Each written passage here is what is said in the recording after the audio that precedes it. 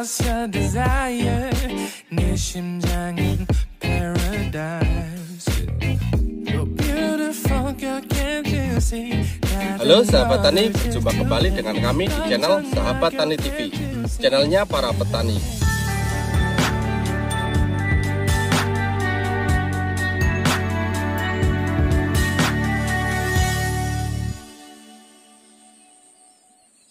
Sahabat tani, ini tanaman cabai rawit roket.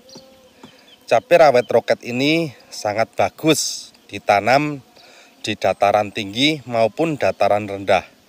Dan untuk beradaptasinya dengan lingkungan itu sangat cepat sekali. Jadi otomatis mudah sekali untuk perawatannya untuk cabai rawit roket ini.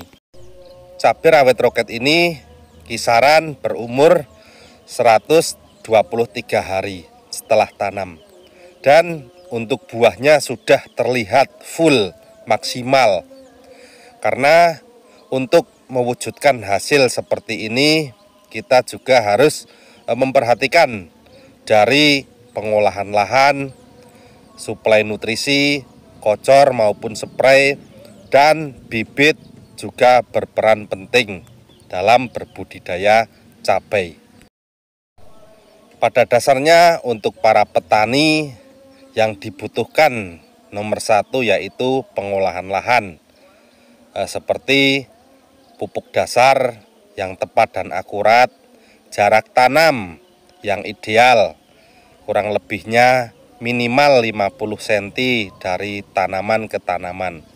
Untuk jarak parit setidaknya dengan jarak guludan antar guludan kurang lebihnya minimal 1 meter, supaya nanti untuk pertumbuhan ranting bisa optimal. Contohnya tanaman cabai rawit roket ini ditanam dengan jarak antara 50 cm persegi dan untuk jarak paritnya 1 meter. Alhamdulillah untuk tanaman cabai rawit roket ini tumbuh optimal dan berbuah memuaskan.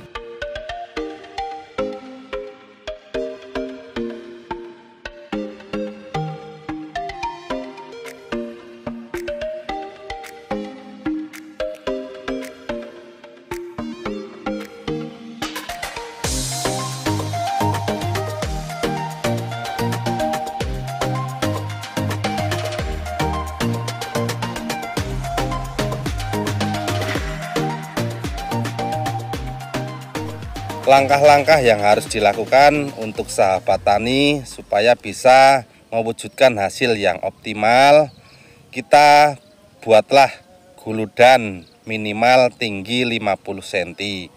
Pupuk dasarnya untuk tanaman 2000 kurang lebihnya 1,5 kintal. Kita membutuhkan NPK dan fosfat, mau merek apa saja boleh, yang penting berkualitas.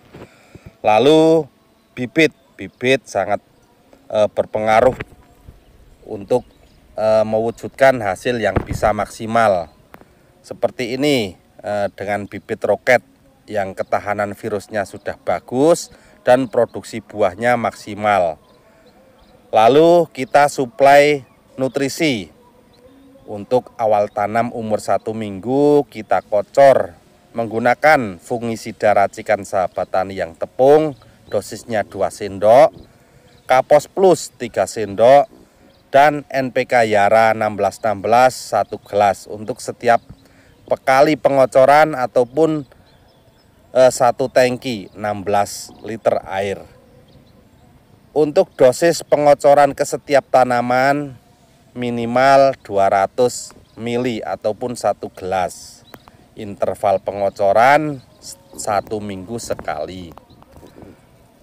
Untuk minggu kedua kita perlakuan sama, pengocoran, fungi, nutrisi itu harus supaya bibit segera pulih dari stres pas pemindahan bibit ke media tanam yang baru. Lalu umur 3 minggu kita baru spray. Untuk penyepraiannya kita bisa pakai nutrisi di fase vegetatif seperti Proton Max, Green Top, Nutrisi D. Terus bisa ditambah fungisida supaya nanti tunas baru ataupun daun baru tidak terserang bercak daun ataupun busuk batang. Kita gunakan saja fungisida racikan Sahabat Tani yang simple dan sudah komplit kandungannya. Bisa ditambahkan juga insek seperti nomit, torso ataupun dinumek, menjaga tunas baru supaya aman dari serangan tungau maupun trip. Jadi cuma ketiga faktor itu suplainya, nutrisi, fungi, dan insektisida. Cukup itu. Untuk minggu depannya lagi, ke minggu keempat ataupun tanaman umur 1 bulan itu kembali ke kocor. Kocornya juga memakai fungi, nutrisi, dan insek. Minggu ke-5 ataupun ke-6 tinggal dibolak-balik rolling, spray kocor seperti itu sampai berumur 80 hari. Di umur 80 hari sudah menginjak fase generatif. Kita berikan pupuk susulan dengan sistem ditugal di sebelah tanaman. Penugalan dengan kedalaman kurang lebihnya 15 cm. Untuk pupuk yang diberikan untuk susulan bisa memakai NPK Yara 1616 ataupun Winner. Bisa ditambah dengan Novatek yang lebih bagus. Bisa ditambahkan juga dengan humid acid ataupun NPK humid acid dari PT Dharma Ayu itu juga bagus.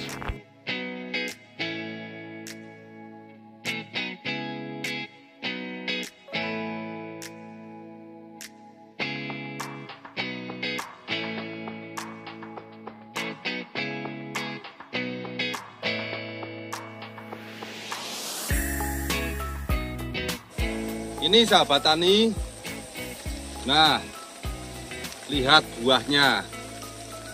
Ini satu perantingan, belum satu pohon, baru satu perantingan nih buahnya. Double-double semua, ada yang 4, ada yang 3, tapi rata-rata 2 untuk buahnya. Ini kalau tidak terbebani buah, tanamannya lebih tinggi dibanding tinggi badan saya. Tapi sudah terbebani buah, jadi tanamannya mungkler. Nah ini.